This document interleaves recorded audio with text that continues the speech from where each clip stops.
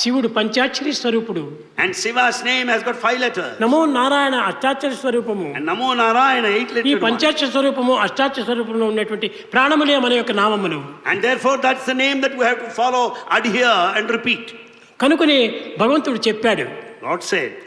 పంచాక్షరంలో ఉన్నటువంటి యొక్క మకారము And this, అనకారం the letter Makara. The letter Ma. ఈ అష్టాక్షరంలో ఉన్నటువంటి యొక్క అక్షరము And this 8 letter రకారము. Ra. ఈ రెండింటి యొక్క ఏకత్వమే The combination of Ra and Rama Ma అని is Rama. పంచాక్షరంలో ఉంటుండది. And then we find the 5 పంచాక్షరం letters. ఓం నమో నమ శివాయ, Namah Shivaya 5 letters. నమ శివాయ. Namah Shivaya. మకారమేగిన లేకుండా పోతే అందులో Without this letter Ma, న శివాయ అంత అమంగళమే. Na Shivaya, everything is inauspicious. మకారమే చేరిన అంత మంగళమే. And once there is Namah Ma, Shivaya. auspicious.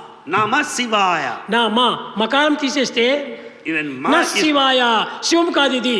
when Ma is deleted, well, there is nothing auspicious. నమో నారాయణాయ Namo Narayana. అనగా అక్కడ మకారం ఉండాలి. And there the Ra is necessary. ఆ మకారం అనేటువంటిది Without this Ra, లేకపోతే అక్కడ కూడా అమంగళమే. without this it's meaningless. ఈ శివాక్షరంలో ఉన్నటువంటి రకారము And this letter Ma here in Shiva, అష్టాక్షరంలో ఉన్నటువంటి మకారము And the rakara రెండు and చేరే రామ అని both together constitute Rama.